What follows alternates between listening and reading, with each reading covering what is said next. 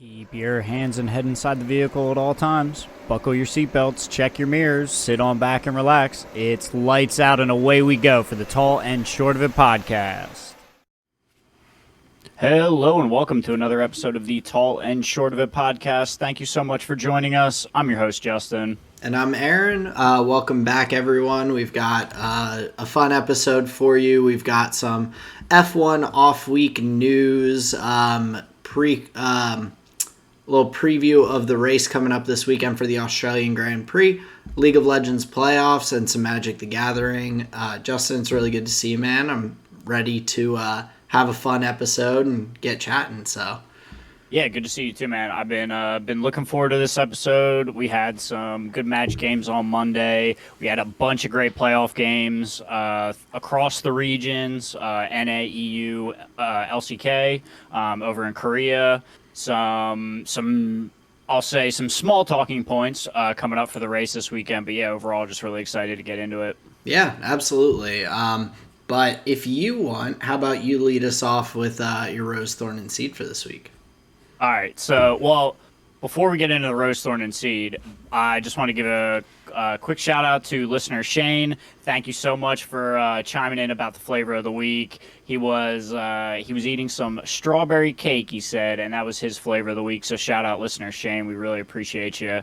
Now for my Rose, Thorn, and Seed here this week, my seed going to the chiropractor on Friday, and I'm really looking forward to this one. It's been a while since I've been there, and I'm pretty sure some of the, I'll say, minor inconveniences that I've been dealing with, I think, are related to a rib that's out of joint on my left side. So I'm looking forward to that getting put back in and just to overall be feeling better. How do they do that? Do they have to pop it back in place or something, or is it yeah, it's pretty uncomfortable. How does that get out of place? Do the other ribs squeeze it out? Is it a muscular kind of thing that they just need to reset it and then things will that seems like a weird thing to be out of place. I think of my rib cages, even though it flexes when you breathe, relatively rigid in structure. Yeah, for the most part, the connections at the spine, it's it's almost like a wedge where they pop up and then out. So okay. I'm not sure what causes it, how it happens, but what it just ends up feeling like, and I'm not sure. I don't think it's completely out of joint or anything. Yeah. But it just feels raised and protruded as though it's not where it should be. And what they literally just put their fingers there and just drop you on the table and just bap it back in. I've had it done a bunch of times. It's super uncomfortable, but yeah, it does not overall, sound fun. It has done the job. And the last time she did it on the right side, it stayed in. So I'm confident that hopefully this treatment will just set me feeling right. So really looking forward to that. My thorn for the week, I've got to cut out the caffeine. And so instead of drinking 50,000 cups a day, I'm going to do my best to just have one caffeinated cup in the morning and just decaf after that. And hopefully just be down to one caffeinated cup in the morning. And, maybe whatever, who knows? But overall, I've just got to cut it out and down. I think it's a problem. Yeah, it's tough, especially when it's easily accessible. For me at work, we have one of those fancy big Starbucks machine things that you can have lattes and espresso and anything else your heart desires, and I easily end up having multiple cups a day just because it's right there. Mm-hmm. So, and I love a warm cup. It tastes so good. Any combination of cream and these beans run through water, I love it so much. But I'm pretty sure that is a contributing factor to me feeling like a maniac all the time. So we'll see. Updates to come. And my rose, and this is what we were giggling about before the episode. So me and Sarah finally sat down to watch Grandma's Boy together. Okay. And I haven't seen it, I don't think.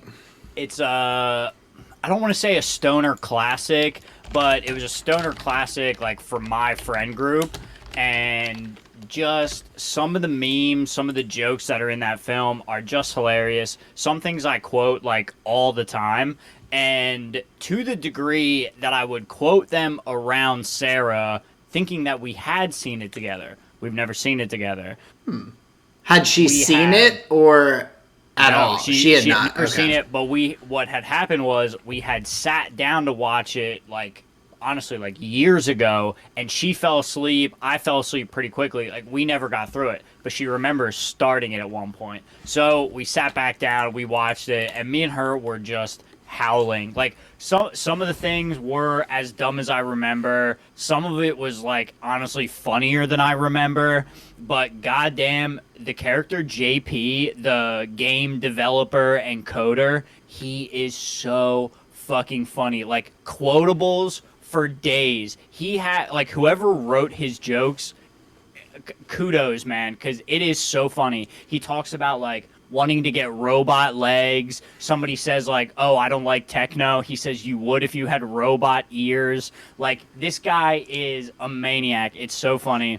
And one of the jokes in it, the one of the testers, he's falling asleep during a meeting and he farts. He like rips ass so loud. Somebody like his buddy like wakes him up, and the boss lady that he's like trying to sleep with is like he's like, "Oh, nice rip, dude." And he's like, "Wait, what?" Like he just totally wakes up and is clueless. But his boss literally says to him like, "Nice rip, Dave," or whatever his fucking name is. And, right before the show, I was bubbling my pipe a little bit, and Aaron said, "Nice rip," and I was like, "Oh, that's so good," because I was howling about that literally last night. Oh, So if you that's haven't so seen funny. it, Grandma's Boy is amazing. So many good jokes. You've got Nick Swartzen, a young Jonah Hill. It's just, dude, it's classic. So funny. But I'm looking forward to hearing about your Rose, Thorn, and Seed. Give it to me straight. Sounds good. Well, and I just added that to my list of movies that I need to check out. So Nice. it will. It's truly funny. It's I mean I've seen a number of the other like those kinds of films like Pineapple Yeah. Express and Superbad and those kinds. So I can imagine it's going to be pretty funny. If you're inclined to know, it's a Happy Madison production. So Okay. like all the old like Water Boys and any of Yeah. them, it's like that team that made them. Continue. Go. Very cool. Well, definitely we'll check it out. But for my Rose, Thorn, and Seed this week, my Rose, they all tie together pretty well. Sweet. Or I'll say my Seed first. So my Seed is just that I'm excited that the weather's getting nicer. It's easier to be outside and to like just do stuff. It gets me feeling more energetic about going and doing stuff outside, whether it's exercising or just enjoying the nice days and whatnot. So that's what I'm looking forward to coming up over the next few months. We'll have some good days out there. But because of that and the warmer weather for my Rose, I ended up getting some like practice in a little bit on Monday for basketball. I like went to I was off for the day, so I went to one of the nearby outdoor courts. There was no one there. I just shot around for like an hour and a half and kind of worked on some things that like with my shooting that I wanted to improve on. And so being able to do that, yesterday we had our game against one of the better teams in the league. We ended up pulling out an overtime win. In the warm-ups, my shooting practice helped. In the game, it's still a little off, so I have to keep working at it, get that muscle memory. But I'm excited about being able to practice outside and shoot around, and also that is my Rose for this week. Very cool. My Thorn, though, is that so far 28 has been a little bit rough on the body already. I didn't think it would be that quick, but I Sunday night, like, dozed off watching Netflix or something, like, just laying on top of my sheets, lights on, like, just watching whatever. I dozed off.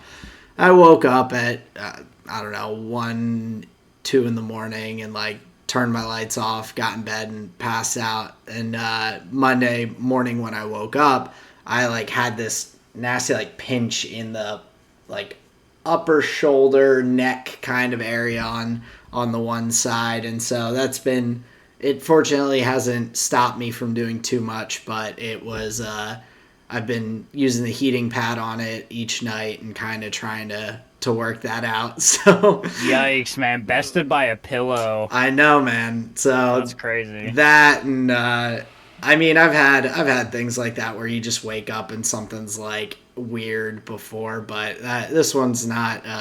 It's been one of the rougher ones, and just a lot of soreness from basketball and all the exercise. So I have to just keep taking care. Yeah, just have to keep taking care of the body.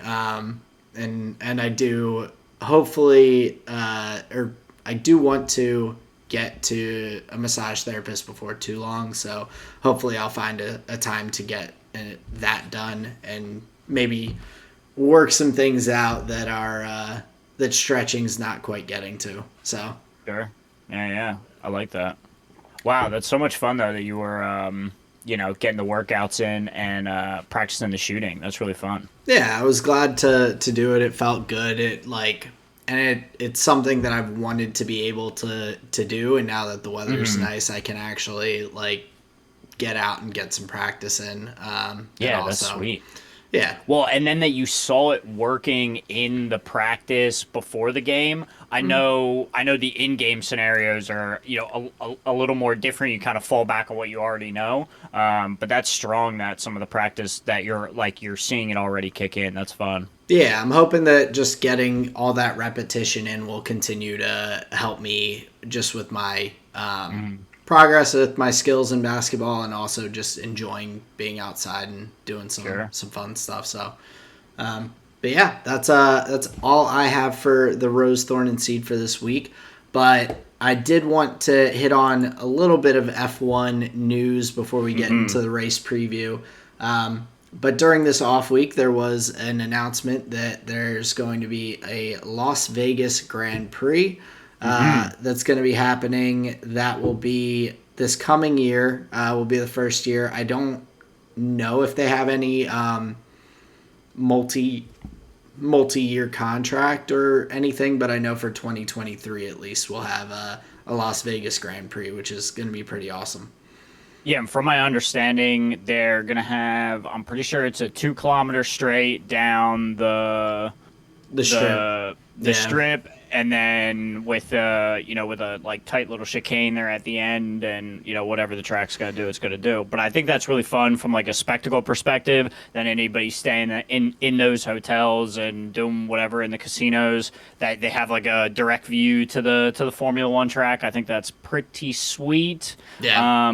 Overall, I think it's awesome that Formula One is getting bigger in North America. Tell your friends, tell your family. Tall and short of a podcast. Yeah. But yeah, I think it brings it closer to home and increases the chances of us getting to one. Honestly, that's like the thing that excites me most. I don't know much about what the track will be, what the race will be.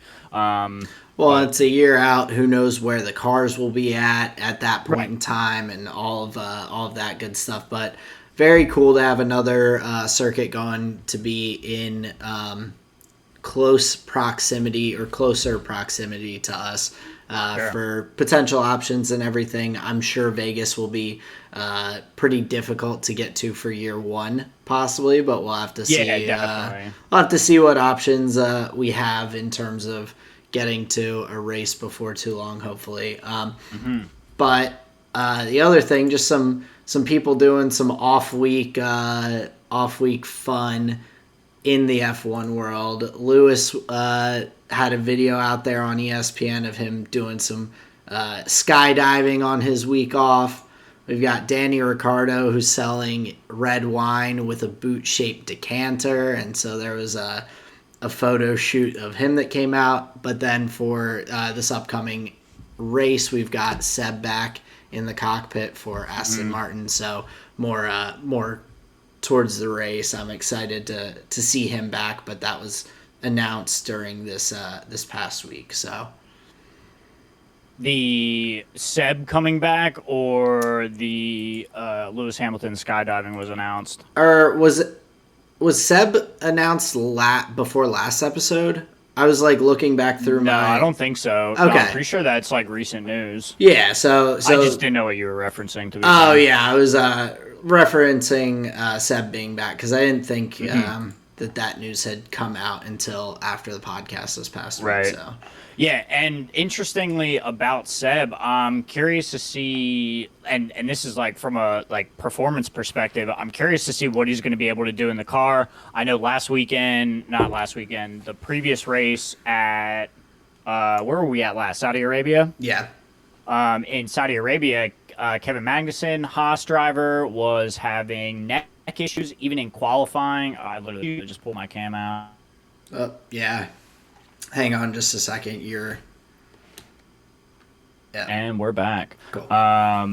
Yeah, Kevin Magnussen, even in qualifying, was having issues with his neck. They had him taped down to one side. Yeah. And I'm pretty sure he came on the radio during the race talking about maybe some neck soreness, maybe some bouncing, something similar. Yeah, him and Hulkenberg. Yep. Yeah. And I use that as an example to say, I mean, Seb's been out a couple races. I hope he's kept his fitness up. I hope he's had options to rein that stuff in, because these drivers have had a little bit of a head start for him, and I hope he's not starting on the back foot more than I think he already is, being down in the points. Yeah. Well, and 2 races to kind of be behind and not have the opportunity to get that under your belt to start the season. Like this is his first race of the season. He's gonna have to come out. Aston Martin really needs him to perform well, so hopefully he'll be able to put a good performance out there. But I agree that that's definitely something I'm concerned about, particularly with this year's Australian Grand Prix track having 4 DRS zones on it. So they announced that there were going to be 4 different DRS zones, and so that is going to be, I think, a lot. Just in terms of G-forces on the drivers, you have a lot of just high-speed interactions with the car and everything that are going to be going on. So hopefully that won't be too difficult for him, but I have a feeling that might end up coming into play a little and putting a little bit of strain on him. So obviously he's been doing it for a while, so I can't imagine he's going to be too far off the pack. But obviously in a sport where we're talking about, fractions of seconds and tenths and thousandths of seconds, any lack of fitness may show to a significant degree. And, Seb's a pretty good driver. I think Aston Martin's got a decent vehicle. To be ashamed to see him not perform for, I would say fundamental reasons such as that.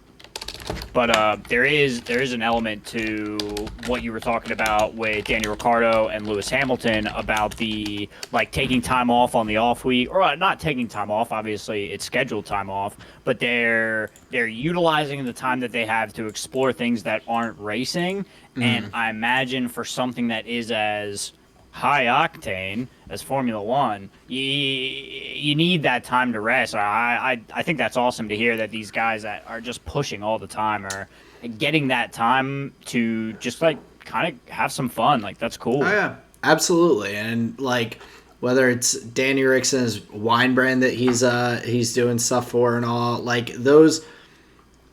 those things are going to be parts of their lives and everything. And it's kind of cool to see from the outside into them. We see them around the track. We see them around the paddock. We see them in interviews and all. But just to kind of see into their personal lives a little bit is kind of neat, because we don't get that many opportunities to really know what these drivers like to do or what they're like outside of the racing world. And so, like, for instance, with Lewis skydiving, I like watched the video and I had to do a double take, and I go back and I'm like 95% sure that I would have to rewatch the video, but I was like, I think he's just skydiving without a, like, I think he was just by himself. Like, not by himself, like he had other people skydiving with him, but he wasn't like strapped in with an instructor or anything. Like, he must have, and I just, done it before, I mean, I would assume, but that's just like, as a huge celebrity, huge athlete and everything, like, I understand you have the ability to like do whatever, but I would still probably be a bit nervous about doing that without a backup guy with me. But skydiving is also one of my bigger fears. So sure, if that was your first time, like, oh no. Oh, and I'm sure he didn't do it by himself his first time, but it was like, it caught me off guard. I just kind of expect most people who are going for it to have been their first time, then be strapped to somebody, or something like that, or just to have that safety, security of another person there and all. Unless you are actively like doing this frequently enough and everything. So, so that was pretty interesting to see and kind of cool. The man is fearless, so that's. Fearless probably doesn't begin well. Fearless maybe for that kind of stuff. I imagine a guy like that has some very like, he'll probably tell you like, oh, I'm sure, crazy shit. He's probably terrified of spiders. Could be. So watch out. Australia's got big ones. Dude, that'd be so funny if there's like, if Bono's like putting tarantulas in his Formula One seat, and like when he goes to hop in, there's just little 8-legger crawling around in there. That would be terrifying and not cool at all. Horrible. I would absolutely hate that. Spiders are one of my least favorite creepy, crawly creatures. So, yeah. Not the hair, the eyes, it's all not good. But yeah, the last time we were in Australia for Formula One was 2019. I have it wrong on my notes. I said it was 2018. It was 2019. We had the classic Valtteri Lewis Max podium, obviously for the 1, 2, 3. It was an interesting race. If you look back at like the finishing positions, it's similar to like kind of what's going on now, where the two Ferraris were up at the top. Charles is like close there. Seb's up there. It's funny. K-Mags in the Haas is like pretty far up the grid, which is like kind of funny because now it's like that's like kind of where they are. Oh, absolutely. The McLarens kind of had a rough day. Daniel did not have a good time there. But yeah, overall, I think it's been a tough track for racers. I'm interested to see what the new layout's going to hold. If I understand correctly, it's turns 9 and 10 that have been changed a touch, and that was that real precarious little chicane that opened up into that like long curved straight. We'll see what got changed. I haven't seen a photo of the new track layout, which is maybe a mistake, but it's the same layout, I'm fairly certain. It's just that it's they've added like DRS zones in certain areas and all. Oh, okay, gotcha. So I don't think otherwise that it has changed much in general. So very cool. Yeah, but like speaking of previous results from the Grand Prix, like one person, I mean, I'm hoping for the best, but expecting a bit of the same. But Danny Ricciardo, being his home race, I feel like I always like to root for people on their home track. It's awesome. Like, it was awesome getting to see Max win in Belgium, in the Belgian Grand Prix. It was like, it's always amazing with the crowd and everything to see Lewis win in Silverstone. We're really excited to see Yuki get to race in Japan. But Danny Ricks has had some rough luck with Australia over the years. And this year, of course, with how the McLaren car is looking out the gates, I don't know if we're going to be able to expect him to have really a phenomenal race. Like we hope so. We hope that they kind of figured some stuff out over the couple weeks, but it's going to be tough to say, and we just have to wait and see, I guess. Yeah, and I'm not sure. I'm not sure my understanding of tracks is solid enough to begin to be like, well, is are they? Is this Albert Park or is this Melbourne? This is shoot, it's Albert Park in Melbourne. Gotcha. Yeah, it's in Melbourne though. Like it's okay. Yeah, so both are correct. Okay. Yeah. So then I'll continue to say I'm not sure if I'd be able to articulate, well, Albert Park is similar to, like, I can't think of another track where I'm like, oh, that really reminds me of X. Like, the speed comparison track is always, oh, well, it's, they'll be running their Monza spec cars or whatever, where it's like, you just flat out straights with a couple chicanes and that's it. And whatever that turn at the end. But what I'm trying to get at is, and it's so early in the season, it's hard to tell if you could even say, oh, the McLaren car is better on these types of tracks. Yeah. That's all I was trying to get to. No, absolutely. And I think it's going to be difficult because I think with the track, just from what it seems like McLaren's biggest issue is it sounds like they've really struggled with getting the downforce that they need for the car to be able to take turns as quickly or as well as they want to without the rear sliding or different things like that. Just from different interviews and things that I've kind of been trying to watch to try and figure out like what the deal is. So I think with this track, like it having 4 DRS zones will definitely help them in a sense, because it will just give them the speed. They have the Mercedes engine, which of course is so far a little bit behind the other engines, but it doesn't seem by too much. But I think they will struggle through some of the chicanes and tighter turns. So I think we'll unfortunately just see a bit of the same, and I wouldn't be shocked to see maybe a couple points from McLaren, but probably not too much more. And it also depends how everything else shakes out. I mean, Lando ended up with some points, more than I think he would have without different DNFs and things like that. So, right. So that's tough to say, but I think overall it might just be a tough weekend for Danny and the McLaren team in Melbourne. Yeah, because it seems like they're not able to get the car locked in. Obviously, the one caveat that we've said over and over is, well, Daniel Ricciardo's supposed to be a good driver, right? So we're often looking at issues with the car. Are they doing the right thing package wise? Yeah. Well, and I think we've also acknowledged some of his struggles with McLaren since he's come on board. Lando beating him out a number of times last year, but I think overall, like, he's an 8-time race winner. He's definitely a good driver.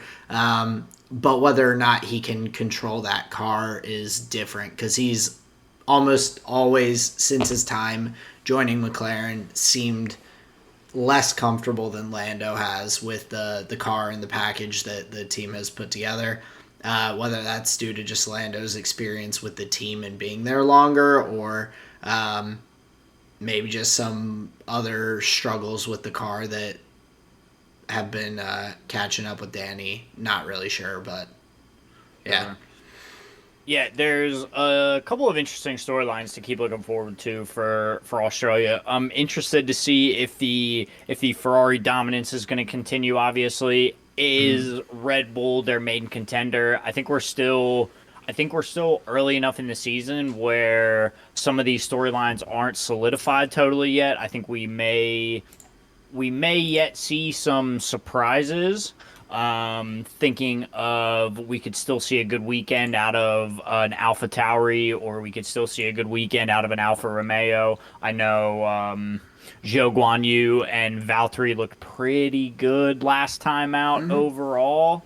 So yeah, I think I guess my perspective feels like there's a lot of parity right now. So Yeah. each race that we're coming into, it feels like we may get some surprises going on. That's kind of the sense that I have. Yeah, I think that it's a kind of across the board like question mark for a lot of teams. Like we have the midfield is still very much just kind of a ball of teams that are all fighting with each other. There's not anyone who like to any huge extent has like been able to pull away. But and then the top three are all fighting pretty closely as well. Of course, with Ferrari taking the cake the past 2 weeks in terms of the total of points.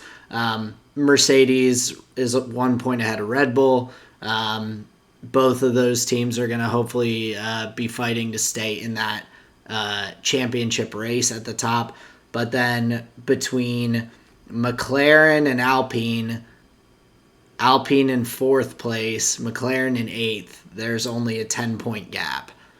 So we have 5 teams that are all within 10 points of each other. Only 2 races in, but we have Alpine at 16, Haas at 12, Alfa Romeo at 9, Alpha Tauri at 8, and McLaren at 6. So that is all a big mishmash that I think it's going to be tough to say how we think anyone's going to go until we really see everyone on the track for practices this weekend to kind of know if teams have been able to put some upgrades in, maybe nail down some different things with the car that have been struggles. 2 weeks is not a ton of time in the grand scheme of things for F1 to make some big changes, but you never know. It's still so early in the season. There could be things that have been in the process and in the works from the off season that are now finally ready to be implemented or changed. So lots of good stuff to look forward to. Yeah, big time. We've got same schedule as usual. Friday, FP1 and 2 free practice 1 and 2 sessions, and then we have free practice 3 early on Saturdays, quali on Saturday, and then race Sunday morning. This week, we will have a race companion for the Australian Grand Prix. Join myself, Aaron, likely Sarah will be there too, plus Sasha, for the whole gang. We watch the race live, we react to it. I think we'll do our best to do less casting and more reacting. But it's gonna be a fun time. So join us on Sunday for the Australian Grand Prix race companion. We look forward to seeing you there. Aaron, you want to talk about some playoff matches? Yeah, definitely. I, in general, wanted to hit on a lot with the LCS. We saw 2 very different series that happened this past weekend. But I saw a tweet that I wanted to mention, which kind of blew my mind because it was from Fion on Fire, one of the bigger esports writers, or at least League of Legends writers that's been around for a while. And it was kind of a blast to the past. He said, this weekend, the LCS Arena will welcome fans into the stands for the first time in 2 years. So for the playoff matches, we had that was a huge fans, which was really, really cool. But he mentioned a number of things that were a thing the last time the LCS had fans in person, which included TSM Dardoch, Immortals SOAS, half of 100 Thieves was on the Golden Guardians roster, Evil Geniuses Bang, Dignitas Froggen, CLG Crown, 100 Thieves Meteos, and C9 on a run looking like they may have an 18-0 split. So that was, for me, like being a fan of the C9 since they came into LCS and all, the 100 Thieves Meteos thing, like, kind of blew my mind because it just feels like a long time since Meteos has played professionally. So seeing that, I was like, it was only 2 years ago? That's kind of crazy. Mm-hmm. I know it's 4 splits, but that seems like it's longer in the past than it was. And same with Dignitas Froggen.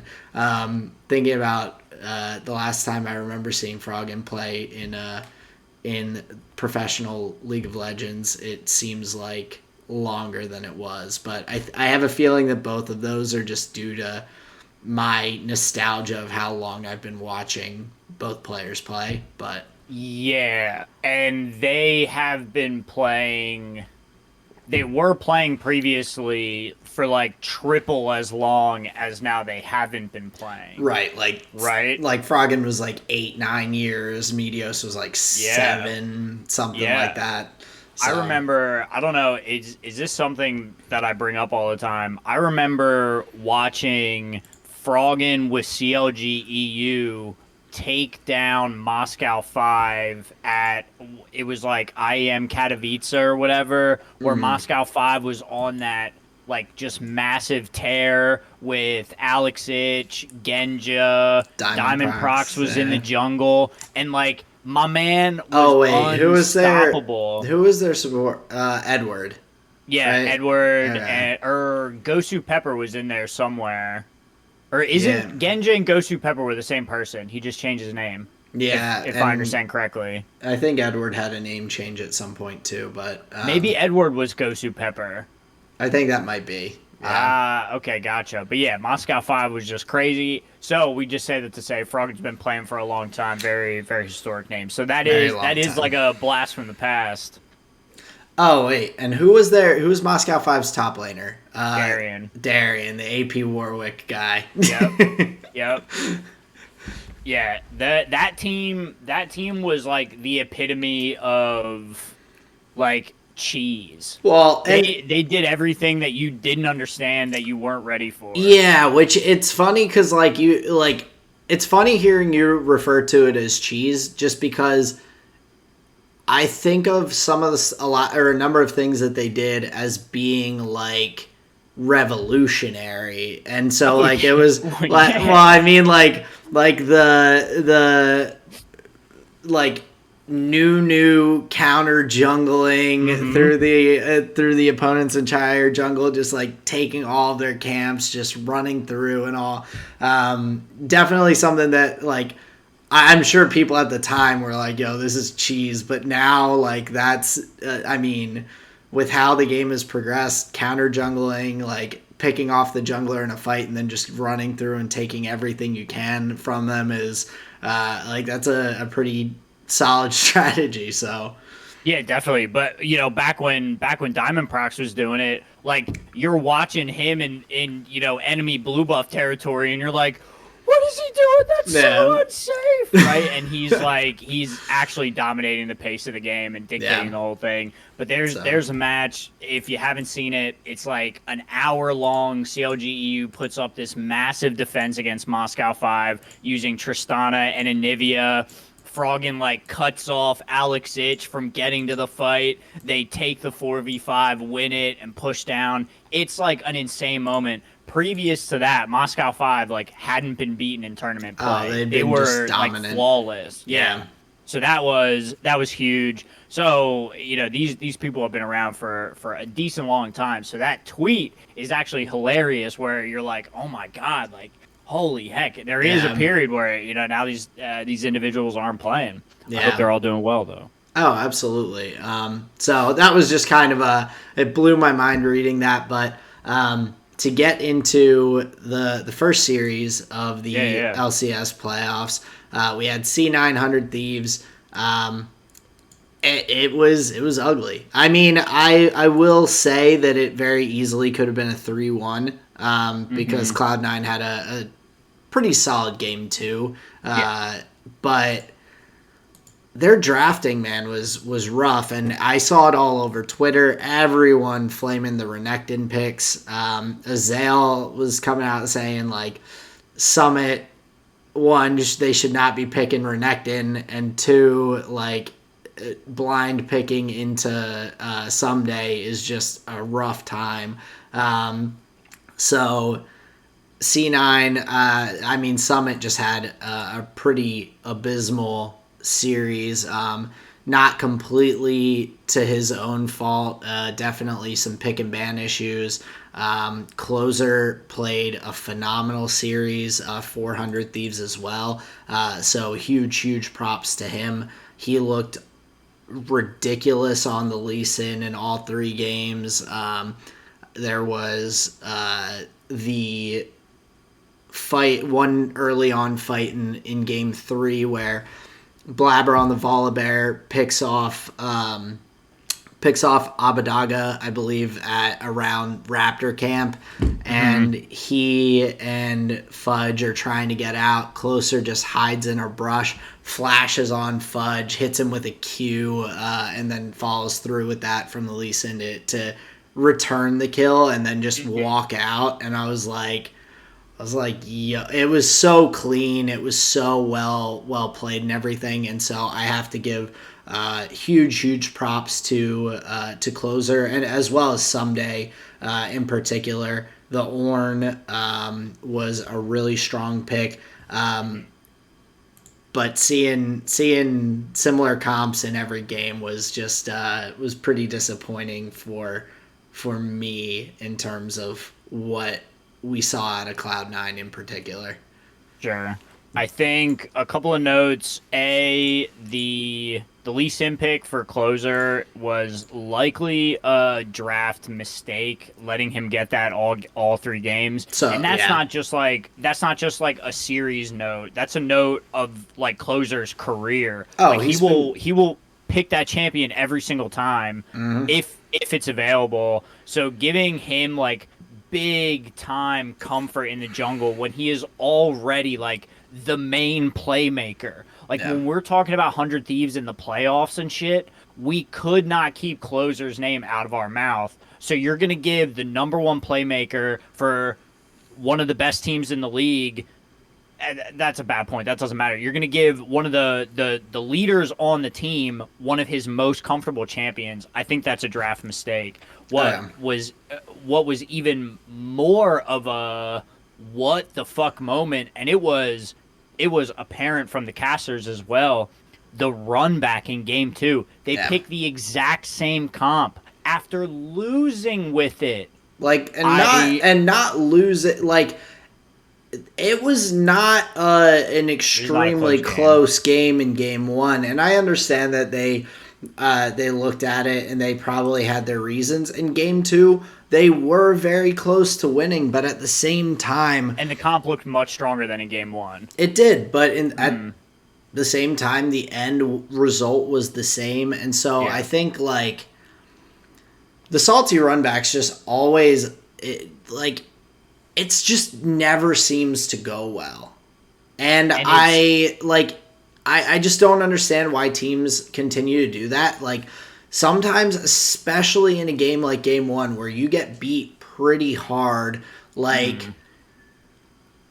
I don't understand going, oh yeah, let's put ourselves in the same mindset that we were just in. Like, I think that there is so much that speaks to, like, a mental reset, including like the champs and the team comps you're playing. When I used to play League, and even when I've like played games here and there now, like if I play the same champion in back-to-back games, and this is something I realized, which may be a subconscious thing of why I always like you played different champions constantly, was that after like ending a game with a champion and like knowing how much damage your abilities and everything are doing at the end, to jump into a fresh game and like your last hitting with no extra stats or anything like that, just that itself is weird, or like misjudging. Like, I think that there is something to just mentally resetting and kind of like,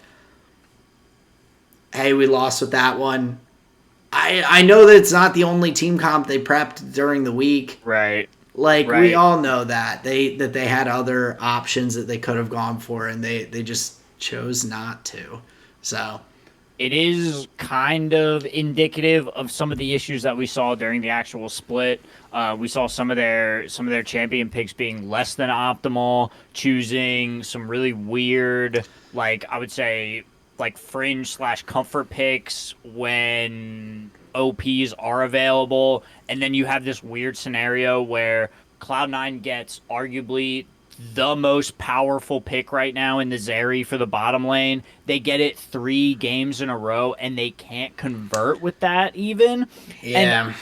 I understand it's one champion in a 10 champ game, but it's just fascinating that like 100 Thieves could let that through every single time and it was not really a factor. Well, and the Zeri Renata in both game one and game two, like I understand that it's a pretty decent combo because both champions are strong in their own right.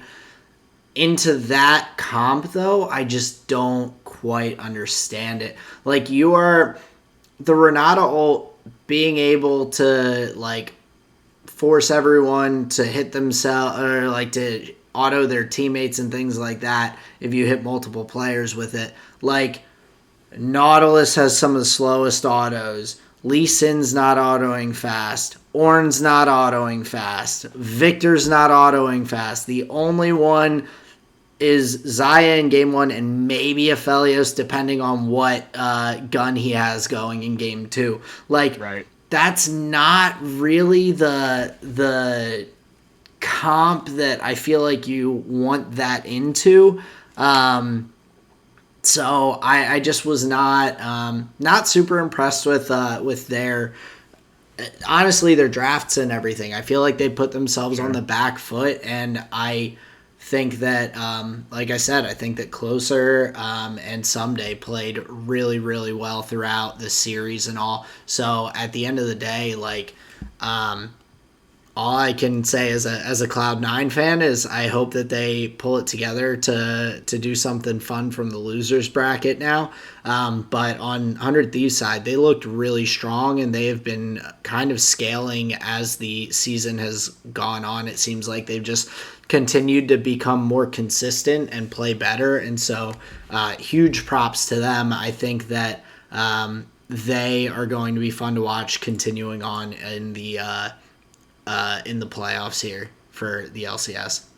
Yeah, big time. And like you can see even the small I just think they did some pretty smart things in the pick and ban. Like they pick similar comps in games 1 and 2. They're able to pivot in the game 3. They pick a pretty dissimilar comp. They get the Nami Lucian lane in the bottom. That's a much different look than what they were playing before. I think it's going to be strong for them being able to have these moments where they understand where their comp was strong, so they stick to it, and then understand, okay, now it's time to flip it up for for the back half of the series or whatever. I agree. I think 100 Thieves is looking really good, ramping up towards the end of the split here, and I think whether it's because it'll be Team Liquid versus 100 Thieves now.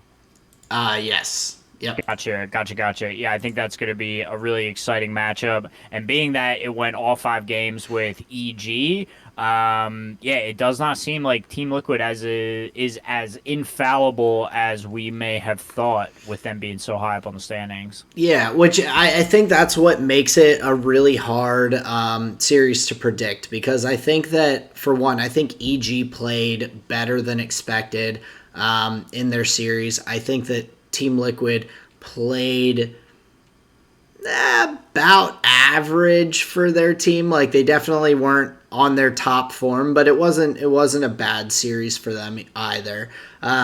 So with them kind of being like maybe a little shaky, going up against 100 Thieves with a lot of momentum, I think that Team Liquid has the better roster, but with 100 Thieves momentum and all,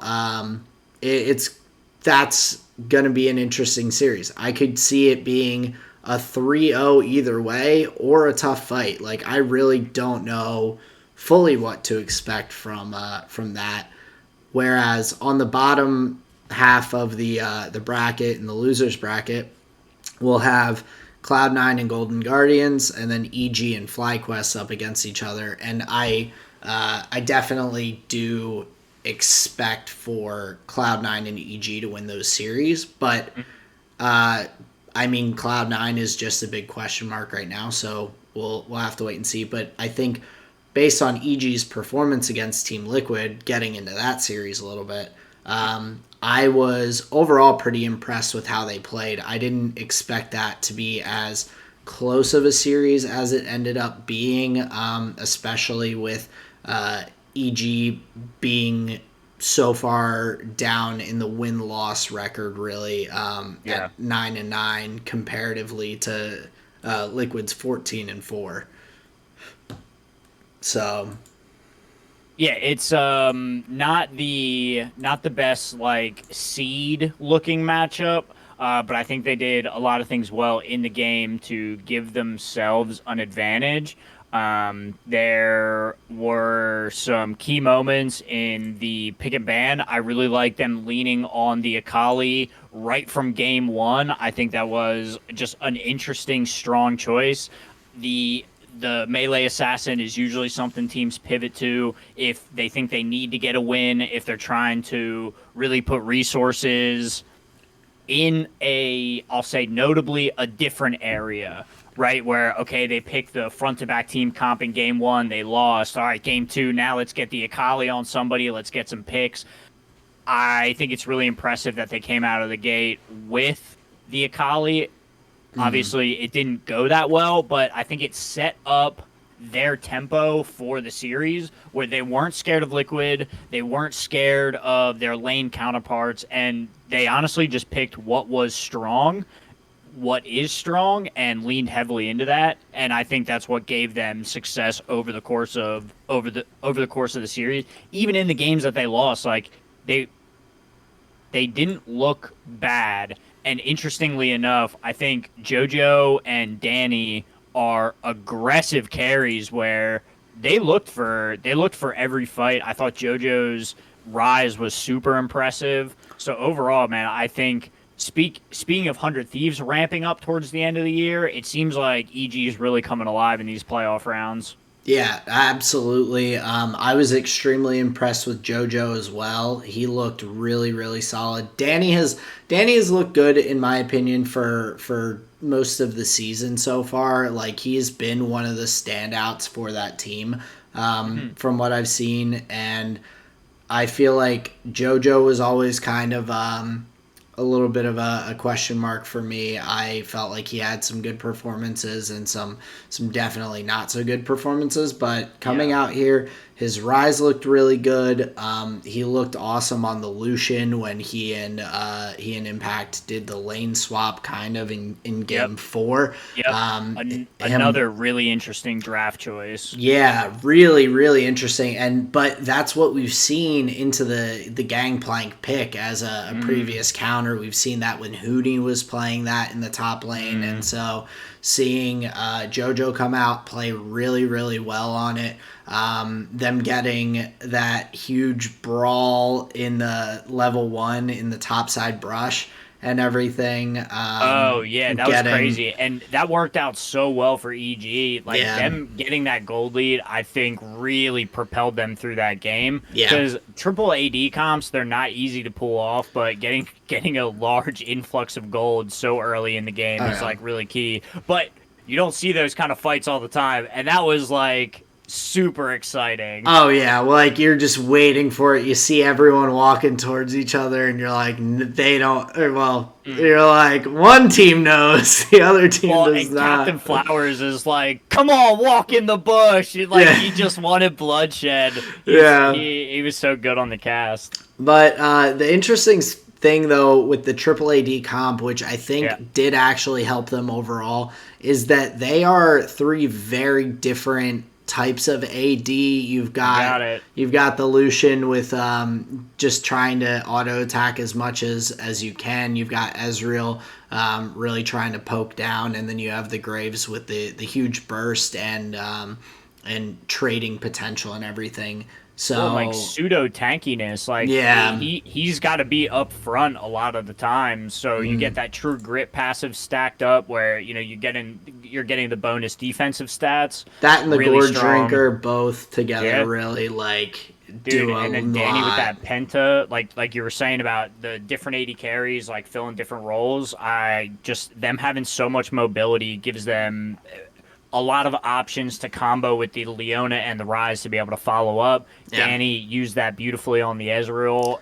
Arcane Shift Flash into the bush. That was so tight, that quadra kill. Yeah, getting what was that Bjergsen trying to TP out? Yeah, he was Yeah. trying to teleport out and So he flashed over the wall. yeah, and for how like dominant of a game that is, like it lasted longer than I expected. I mean, we see game 3 end in 27 minutes on a closer game, I think in general than we saw for game 3 going 30 minutes. I think that's just to the fact that the Victor and the Gangplank gave a lot of wave clear potential, Sure. but yeah, that was a really dominant run from EG for that game, and I think that that was one of the biggest things that I saw throughout the series was that it seemed like the team that got ahead earlier on was able to really carry their leads through. I mean, with some tough fights and like it being close at a number of points in different games, but each of those teams was able to kind of carry through and close things out. Bjergsen on the Vigar in game 5 too was he had some I don't know if you can say clean mechanics when it comes to Vigar because so much is just like just wonky with that, your point and click ult and everything. But his baby cages and everything he was throwing down to really zone off team fights were a huge impact. And it's he's just such a versatile mid laner. Yeah. Whether it's on a Vigar, a Zillion, a Victor, a Zir, like he can kind of do it all, and I think that is such a huge boon to Team Liquid there because they're able to utilize him however they need to, however the meta is, and he always seems to look comfortable on any champion. So that's huge for TL, I think, in the long run, and especially if they are able to make a run and end up being the team for MSI. I think that from what we've been saying, their team individually kind of matches up best, I think, based on what we're seeing to international competition. But for Bjergsen in general, I think it's a good thing because the mid lane has been a pretty key factor throughout all the different regions. I mean, it always is, but especially playing some of these more carry oriented champions. Well, and the more team oriented champions, I mean, this has been the year of the Rise, so far anyway. So having to play the style of mid where you're constantly looking for a TP opportunity, bot lane and top side, depending on what's going on in the game. That is demanding of a mid laner for sure, especially when you're looking for roams on LeBlanc, you're looking for teleports on Twisted Fate. These are all like heavy team-oriented champions that are going to do best on the roam and working with your teammates. Yeah. Same with the Ahri that's popped up in the meta recently, where she's got a lot of mobility when she gets close to a fight. I would say she can use one Spirit Rush like to get into the lane, then she's got two more to work with, plus resets.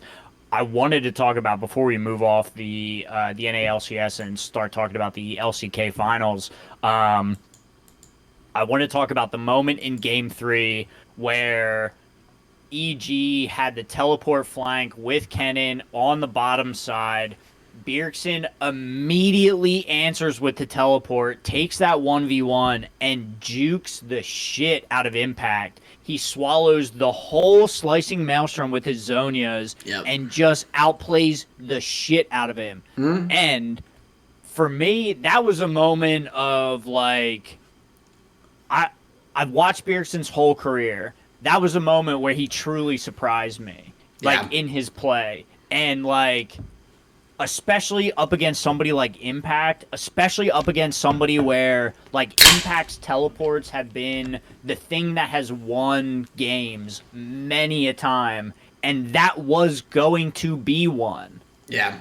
That teleport easily had the opportunity to eat up Team Liquid. Bjergsen's answer was beautiful, and not only just him teleporting there would have been enough to disrupt and give them time, but the fact that he totally owned that scenario and just tore Impact apart in the 1v1 was insane. And just like the fact that Impact, that, like you said, would have been a game-winning play from Impact. Like, I don't think there's a doubt in your mind, in my mind. Like, he's a Kennen coming up behind a squad of 5 people that are all bunched up on top of each other without Bjergsen turning around there and just stopping him or even if Bjergsen dies there, it's a question mark because now the Kennen ult is gone.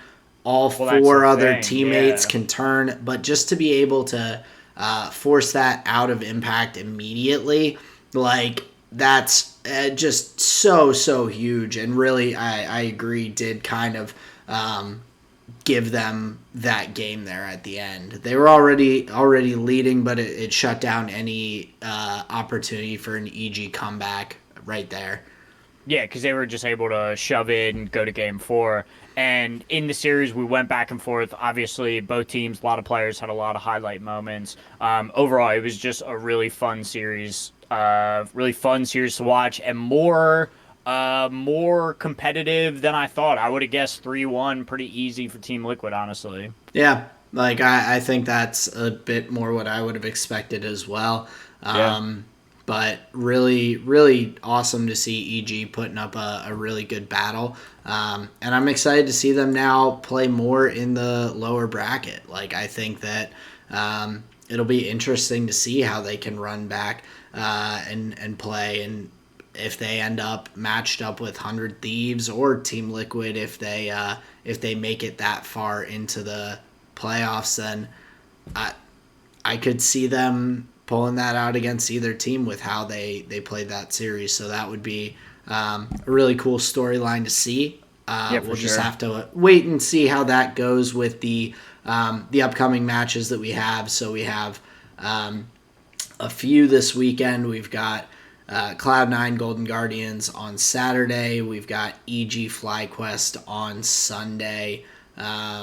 So two big series for the lower bracket for the LCS before we start getting a little further along in playoffs.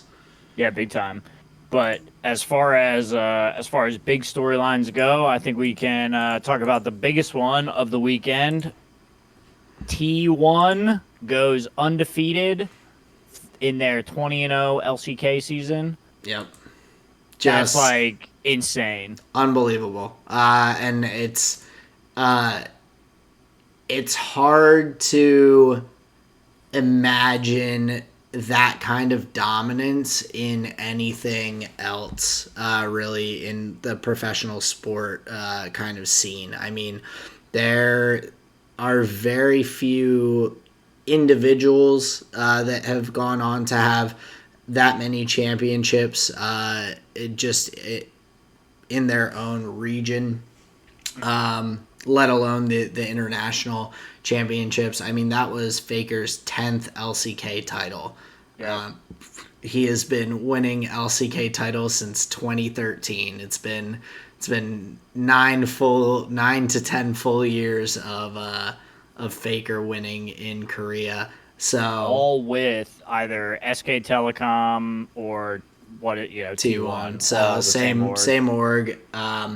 I mean, like the closest comparison you can probably make is Tom Brady on the Patriots. Like same organization with the Patriots. One guy winning with like 6 championships or something like that.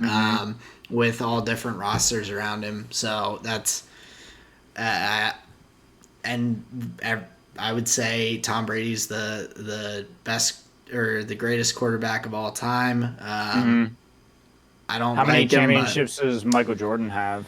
Michael Does he have Jordan, 6? I think he has 6 as well. Wow. But I think Tom Brady had 6 with the Patriots and 1 with Tampa Bay. Gotcha. I think, if I'm thinking correctly, I'm looking it up now. So yeah, Michael Jordan had 6. And Tom Brady has 7. So yeah, 6 with the Patriots, 1 with the Tampa Bay Buccaneers. So damn, that's crazy. And and you don't equal the NBA finals to the Worlds. You would equal the NBA finals to like LCK. Kind of, I would say. I mean, the Olympics is usually less competitive in basketball, or it has been, just because American basketball has been pretty dominant. Right. In recent years, they've struggled because of some of the different rules and things like that are differing in international basketball compared to the NBA. But right. But yeah, I would say that like you could relatively compare like the like Super Bowls to LCK championships, relatively. Okay. Not necessarily Tom Brady Worlds. has 6 Super Bowls.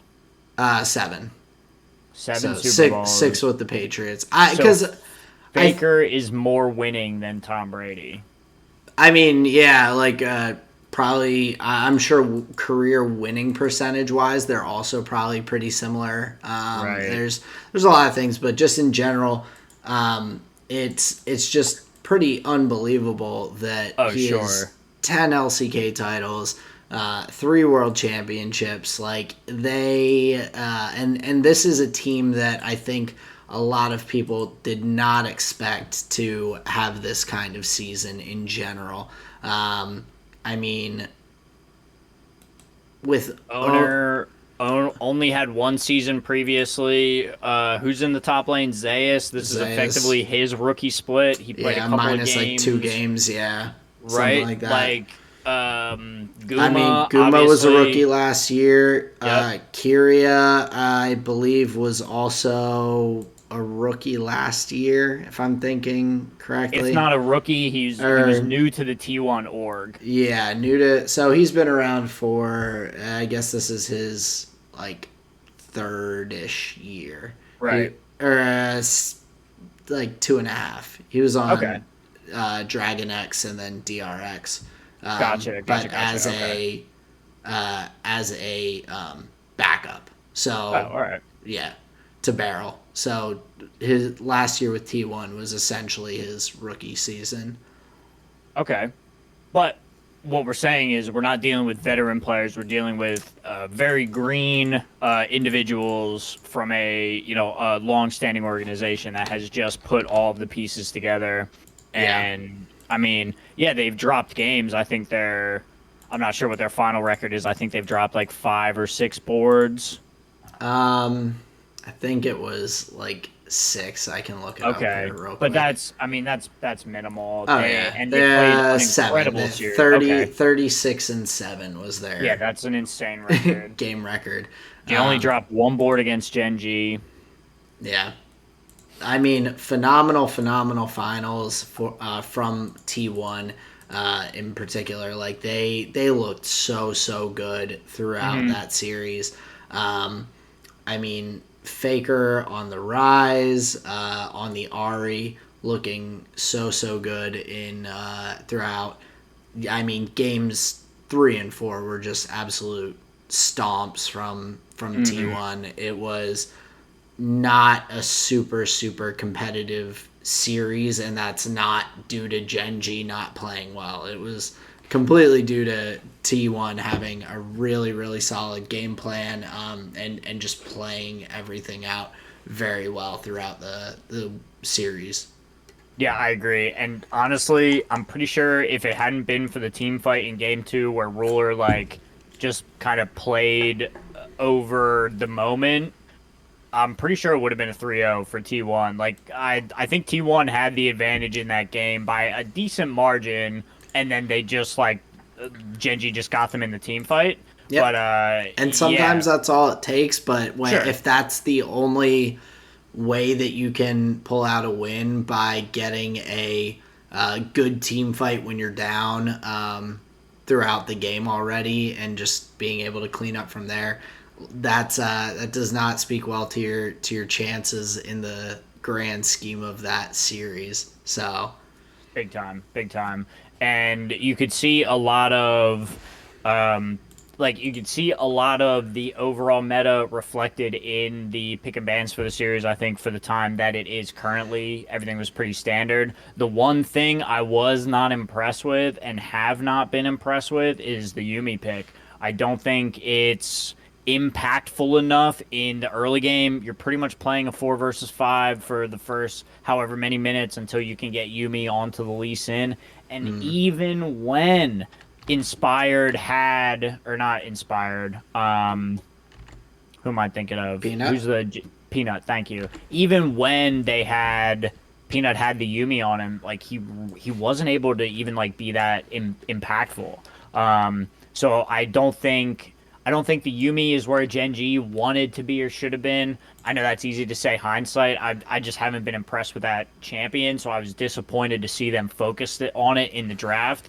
But yeah, just overall, really great series to T1. Shout out to 20-0. Dude, honestly, I want them to get their 4th at Worlds. I am so in the Faker basket. I mean, I'm on the hype train too. I'm definitely I'll be rooting for NA as far as we go. I will. Team Liquid World winners. Let's go. If it's TL versus T1 in the World Finals, I will be rooting for TL, but I will not be upset if Faker ends up getting a 4th championship. Sure. I mean, dude, like Samsung, I guess Genji last year came close to that wouldn't have been their 3rd, that would have been their 2nd title, correct? Yeah. Or they already have 2 titles. One is Genji, one is Samsung. They have 2. One is Genji, one Samsung. So if they had done it, then they would have tied the record. Yeah. Gotcha. So. And I'm all about storylines. You get 4, you're out in outer space, brother. The way this game is, man, it goes back and forth every single year. Literally, a different team wins most years. Yeah. For them to repeat, brother, so fun, so good. And it's just like, it's so encouraging to watch somebody, honestly, just be that epic at something. It's fun. Oh, yeah. And not just him, obviously. It's not just him doing it. He's like the face of the team in the org and blah, blah, blah. But they are just so good at winning. Whatever their infrastructure is, whatever their coaches are doing, whatever their training regiments are, they just win. Yeah. And they look good doing it. Oh, absolutely. And they have a system down, and I think another really good thing to consider and think about with them is that they also have so many players that are coming up through their own organization as a whole. I mean, Guma has been with was with SK Telecom in 2018, 2019, then has been with T1 since they had their name change and everything. Owner came from T1 Academy. Zayas came from T1 Academy. Yeah. Like, they are not only putting together some solid lineups with young talent around Faker and having him be kind of that main focal point of their team, but they're also developing this talent from the beginning. I mean, they have like the other other 4 players around Faker. I think the oldest is 19. Wow. Maybe slightly. Zayas is 18. Owner's 19. Guma's 20, and Kyria is 19. So Guma is the next oldest, behind our old head Faker at the ripe old age of 25. Old head, man. So, yeah, huge shout out to T1 getting a 10th LCK championship. That's amazing. They played awesome. So really looking forward to seeing them at MSI and seeing how they perform and really if they can carry that dominance, which based on how things look right now, I think they'll be able to carry pretty well how that goes into the international competition. Yeah, I think as long as there's no like big meta swings, like some, big old nerf on Rise and whatever to Lee Sin or something, they're gonna be fine. Yeah, even if that happens, I think they would still probably be okay. And that would just be another thing that we could blow them for. Like they're so like meta Brazilian, you know what I mean? Oh, absolutely. Yeah, that's our LCK finals recap. We got a 3-1 for T1 again. Just shout out the dominance, shout out the 20-0 undefeated. It's so cool. Yeah, and I don't know. Did you want to hit on LEC at all before we move along to Magic, or? I just want to say a couple things. Did you watch the Rogue Fnatic series? So I did not. It's one that I want to get back to, but But I mean, feel free to mention any points that you have. I had just a couple of things that I wanted to briefly mention with LEC. So. Oh, cool. Then yeah, I'll just say this about the LEC Semi Finals, which is what that was. Fnatic versus Rogue. Going into it, I would have heavily favored Fnatic. I thought it was actually a fascinating series to watch from like not an underdog perspective. Fnatic has just looked so good with the way they've been playing, their understanding of the meta, that if it was gonna be I figured it was gonna be a series that if Rogue won games, it would be 1 or 2 obviously, and then go to Fnatic. But what was fascinating was I think Malrang, the jungler for Rogue, was an insane X factor for Rogue in some of these fights that went a little longer, a little more chaotic, as some of these fights in EU are wont to do. And some of the kicks that he was able to get on the humanoid and who's the bottom laner for Upset? Yeah, Upset. Yeah. You got it. Some of the kicks on humanoid and Upset were just devastating in games 1 and 2. That it was like I believe he was a big factor in why Rogue won that game, and it was him overcoming a lot of these moments. His smites were insane. There were they love saying the coin flip thing, but like he got it. He won out, and that's that's where you want your jungler to be. So of these series, I think it was one where the underdog won, and it was like sick. Yeah, well, and my interesting points that I had, and it kind of carries through a little bit with the LCS as well in terms of the Liquid EG series. Red side won all 5 games. So that is something that's interesting. Just as a point, I mean, very different team comps that were drafted. But, I mean, we kind of had very close to like salty runbacks in games 3, 4, and 5 of the Rogue and Fnatic series. I mean, the bottom side of the map was the same for Rogue in all three of those last 3 games, with the Silas mid, the Felio spot, and the Rakan support.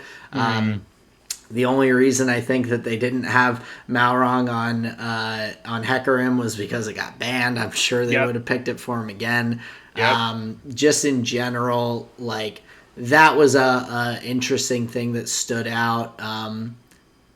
And just the flip of side selection, going Fnatic being on red side in games 1 and 2, getting the wins, and then Rogue being red side the rest of the 3 games. Like, that seems pretty strong. I mean, in the Excel Vitality series, the winner was red side 4 out of 5 4 out of 5 games. So I think that may come into play a little bit. As we're going forward, the red side does seem to just have a slight favoritism in terms of probably draft and selection right now. But also G2 knocking out Vitality in their series this past week in a 3-0. So G2 knocking Perks out of the playoffs. And then going 3-0 against Misfits as well, who had taken a game off of Rogue in that first series. I think that makes this G2 Fnatic series even more interesting than any G2 Fnatic series already is going to be. Just from historical perspective, being the only 2 teams for so long to have won a LEC or EU LCS championship, to be matched up in the semis. That'll be a very exciting one to watch. We've got that coming up Saturday morning, so should be a fun matchup there. And no matter what happens, you have either Fnatic beating G2 again to get back to a finals, a rematch against Rogue, which is exciting as fuck, or you have G2 beating Fnatic, where in this tournament they just got, like, that's who sent them to the losers bracket, so they get out via the team that sent them there, then to play Rogue, the team that beat them. So yeah, I think no matter what happens out of that series, it's going to be pretty epic and fun. So yeah, really keep your eyes on the EU playoffs this weekend, because there's some exciting stuff coming. Yeah, and Rogue sitting there waiting to fight for a championship. It'll be their second time in the finals. They lost to Mad Lions last time. They've made semis a number of times in LEC. So yeah, definitely a good one to watch out for. But in terms of League of Legends, that's, I think, all that we wanted to cover for this week. But Justin, you do have some Magic the Gathering games that you got in. Tell me about your Dino guy. So, well, I think that's maybe the main point of the conversation is he's just a Dino guy. He's not a Dino guy with Dino friends anymore. Okay. So, if I may, let me tell you the story about this deck. Okay, go for it. Okay. So, it started as what I would call a tribal commander deck with dinosaurs. I wanted all of the creatures to be dinosaurs. Or if it wasn't a dinosaur, it was referencing a dinosaur or cared about having other dinosaurs. This was Jurassic World. I am Chris Pratt. I'm just fucking around. Anyway, so I had the big boy, which is Zakama, Primal Calamity. He untaps all your lands when he comes in. You've got 9 of them by the time you cast him, so that's really fun to basically, like, get another turn. When you untap your lands, that's super cool. He's got a bunch of activated abilities to deal with your opponent's board. So he, like, does it all. And I pulled him out of a booster pack. Obviously, I'm in love with the thing. And then I pulled his homie, Gishath out of a booster pack. And the homie is the same colors, but he says when you deal combat damage, look at the top however many cards that is and put any amount of dinosaurs onto the battlefield. So it's like a battle roar where he's like, come to me, my fellow dinosaurs. But every time I would, get this, I would tutor for him. I'd get him on the board, give him haste, fucking big swing, hit you for 8, and I would reveal 8 cards, and there would be 0 dinosaurs. And it's like, what the heck, man? I need more dinosaurs. So I went through and I counted. I took a critical look at it because, as you know, I've been doing a bunch of like playtesting and research on a Layla, the flying fairies, blue, white, black deck, where if I play a bunch of games, I can get a bunch of data and see like what can come out, what can improve, this and that. So that's like, I did that with a Layla. I feel pretty confident with her. So now I'm doing this with Sakama. And when I went through and counted, I typed in dinosaur, and it returned to me all of the times a card in my deck said dinosaur, and there were like 11 or something. And it's like, in a 100-card deck, for a thing that you're calling Dino Tribal, and have a bunch of things that care about dinosaurs, thinking that this whole thing is dinosaurs, why do you only have 10 dinosaurs? You need more dinosaurs. So you need more dinosaurs. I get where you're going with this. Let's get Justin some dinosaurs. No. I took most of the dinos out. Nah, you still have some. You've got some. You got Galta, you've got yeah, but those are like heavy hitters. And if you look at some of the other cards, they just have big powers and toughnesses to like trigger the other stuff. They're just good creatures aside from being dinosaurs. Mm-hmm. So instead of thinking that my big boy, my untap all my lands, my fucking trampler, instead of thinking that he is just going to be the gang leader of a dino gang, he should be more than that. So obviously, there's a bunch of combo pieces in there. There's tutors, there's interaction, there's fetch lands. So now it's like a really good creature deck. As you see, there's like 26 creatures, a bunch of things that care about creatures. It is a better deck at this point. So I was able to put, and these are all post games, post Monday night.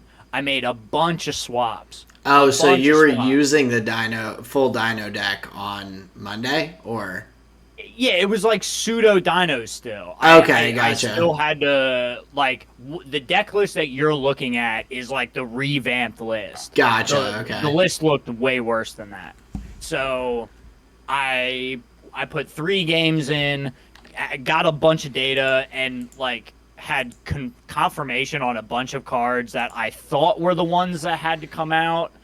It was just a matter of finding like the creature equivalent. Like, I want that same effect, but give me it on a creature, right? Gotcha. It's gonna cost like 1 or 2 more mana or whatever, but when you're untapping the mana, it's just a stronger card, and you want overall want to have that be able to swing, and yeah.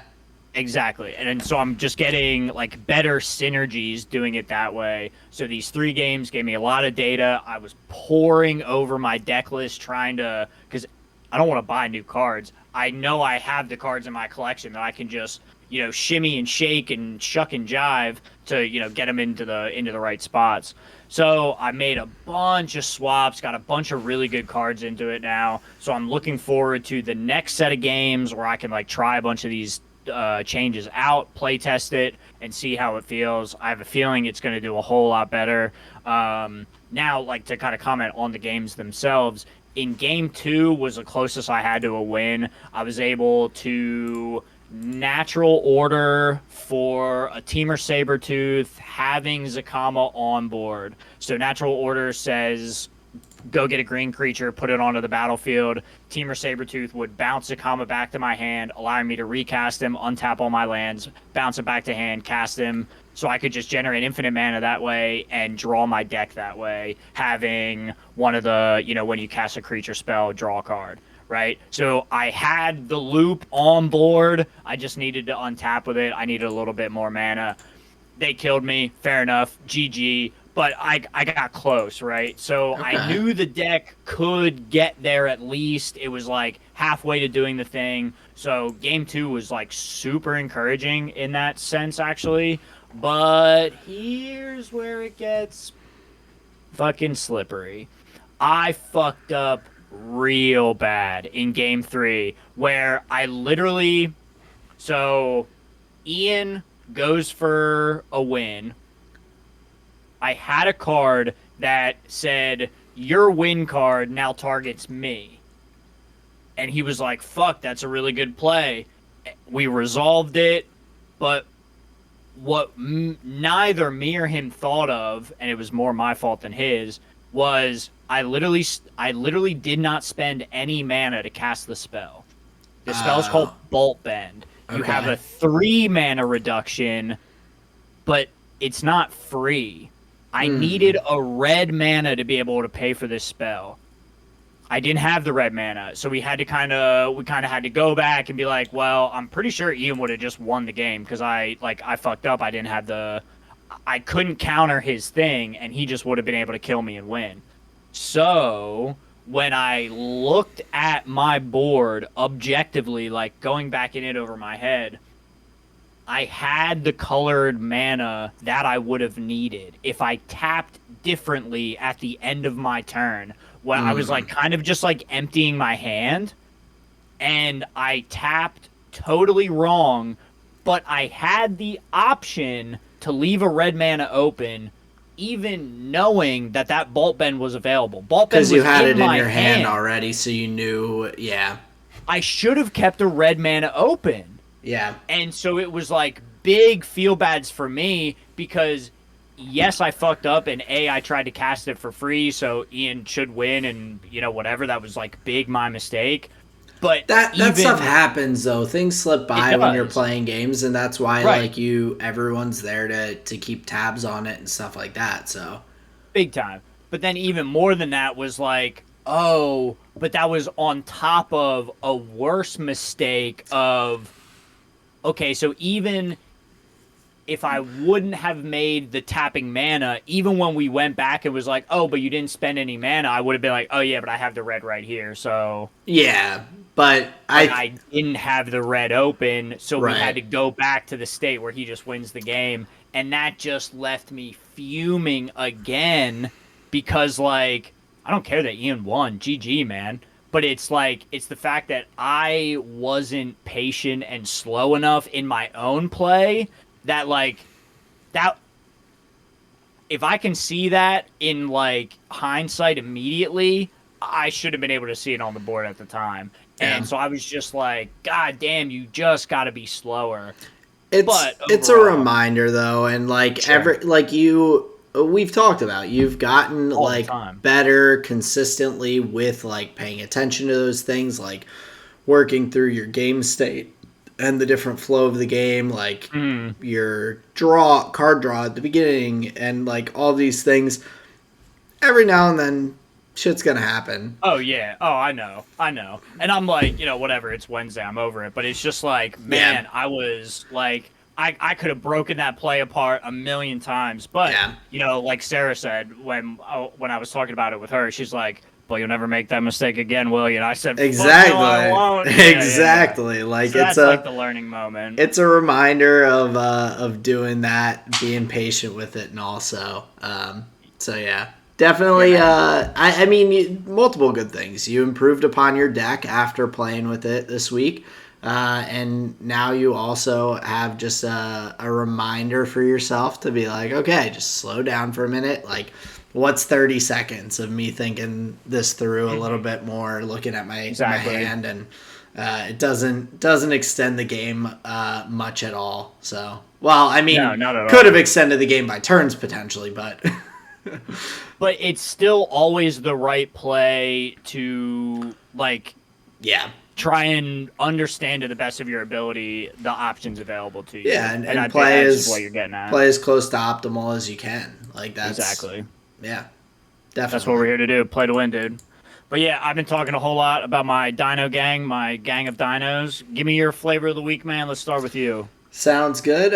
So for this past week, my food on Friday night. So all of my stuff is Friday night actually. Very cool.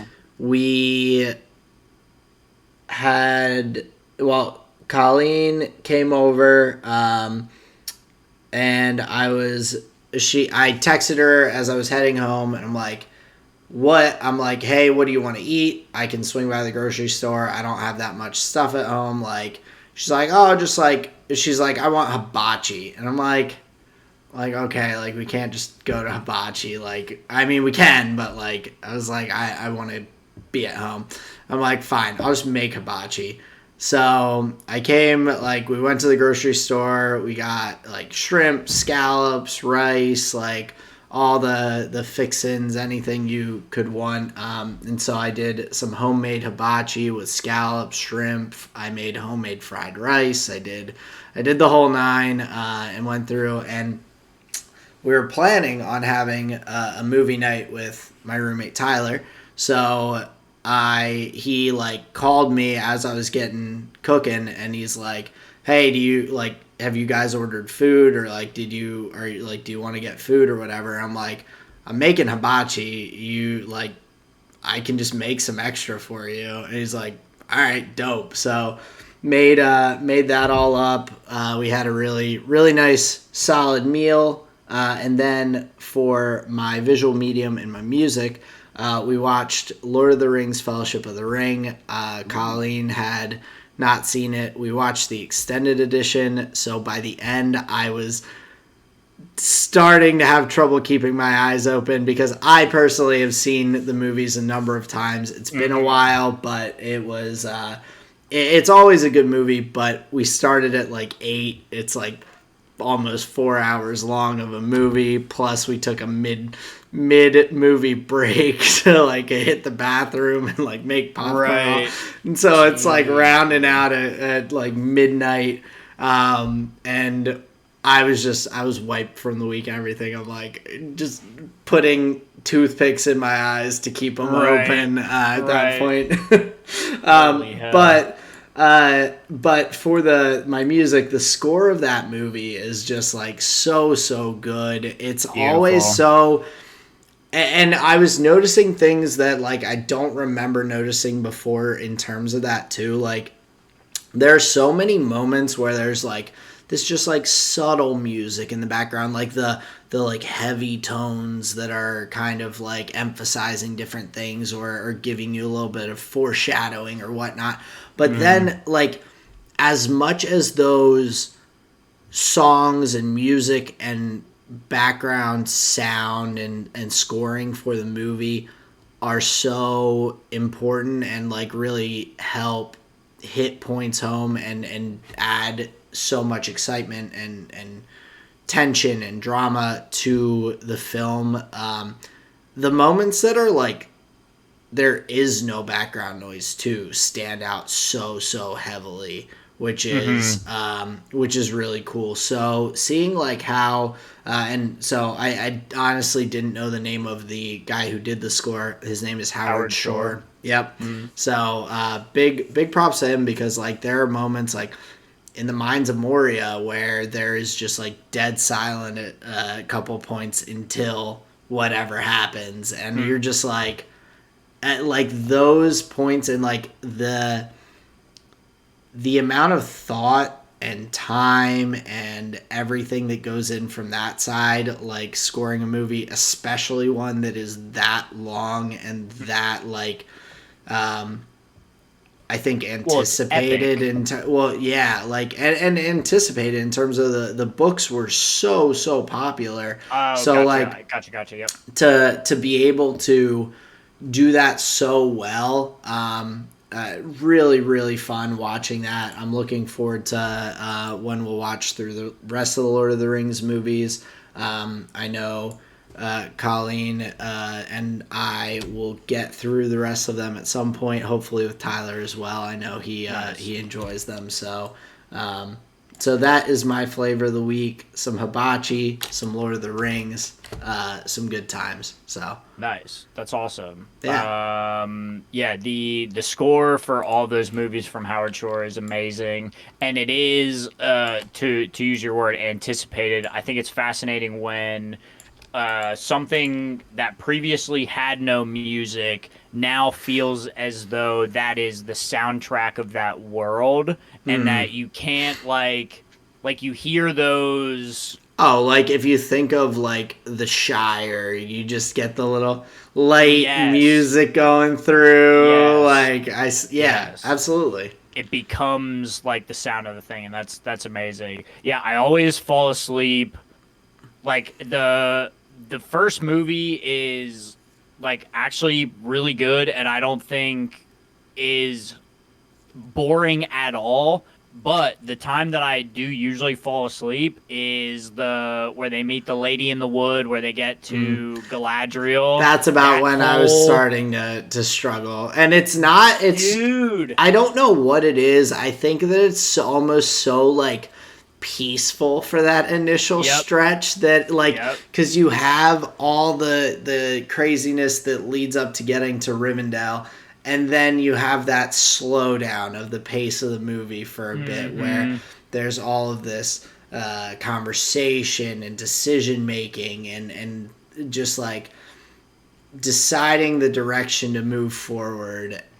And then you go through this kind of, again, like not super crazy, like you're getting towards that, but Mm-hmm. in the woods there, yeah, that's about where I was starting to. It's super sleepy and comfortable. Yeah, it was so relaxing. Big time. So that's cool. I'm looking forward to see what you guys think of 2 and 3. I think 3 is so fucking exciting. There's so Oh, many good moments there. it's crazy. Um, It's like fights for 4 hours. yeah, dude, and you get the like my I've going and reading the novels. I've fallen in love with Aragorn more than I had like watching the movies. I feel like you get much more of his character, and Yeah. like you get some more of these like moments. So I'm really looking forward to it. And not to spoil anything, I'm just really looking forward to the the climax of his storyline as you get further into the film. So there's just some exciting stuff there. So it's all good. Yeah, definitely. So we'll have to keep the people updated as we make it through those. It may be a little while. I don't know if I'll be able to convince Colleen to watch another 4 hour Lord of the Rings movie Oh, dude, this they're weekend. slogs. Yeah, that's So, funny. but Let me run through mine real quick. Yep, So go we've for it. got for my visual medium. I don't know if you've seen on Netflix. There's this show called The Ultimatum about marriage. I've seen the trailer for it because Colleen and I have watched a number of these like we watched 90 Day Fiance, we watched the Married at First Sight. Yep. Like she enjoys those, and like I Yep. enjoy joking along, and like I get into Right. it. Like if I'm gonna watch it, I'm gonna have a fucking good time. So Right. Well, that's my thing about it. Is it's yeah. totally garbage television, and I hate the characters. I hate what's going on. I But hate you what they talk love to about. hate them. Yeah, dude, and that's the thing that made me uncomfortable is I was like, dude, the Schadenfreude, it's so easy. Like, it feels so good to watch people that you dislike. And I was like, man, I can't do this. No, I mean, but I think it's also like you have to take it with a grain of salt because you also have to understand that the producers are cherry picking so many things Oh, from 100%. like the Married at First Sight, or I think is that yeah, that's the show. That's like they're sitting there and the producers are picking like small tidbits of conversation over hours that each of these like individual couples are talking to each other, and they're like picking the best and the worst and this and that, and so like they make it so easy for you to like fall into that. Like it's not Yeah. like I don't think it's necessarily that you're like you or I are out looking there for something to be like, oh, I want to watch something where I get to just hate on people, but like they just make it so easy. Yeah, it is. It is very easy. I was like, dude, so many things that just like come out of their mouth. It's like, I don't agree. What the fuck are you talking about? What does that even mean? You're clueless. There's no way. Yeah. I could not take it. I got so wrapped up in it. We like. Yeah, it was a whole thing. It was hilarious, but that's my visual medium. It fucking upset me to know, and I was like, "What even is this?" Yeah, well, my and food for the week. I have to correct myself. It's Love Is Blind, not Married at First Sight. I just like was Love blanking. Is Blind, where they meet. Yeah, I was blanking on the name. I had to Google it because I knew I was wrong, and I just before we get too far, correcting myself. That's a good one. That's actually a good one. Though. I'm with you. Yeah, but getting to the rest of your flavor of the week.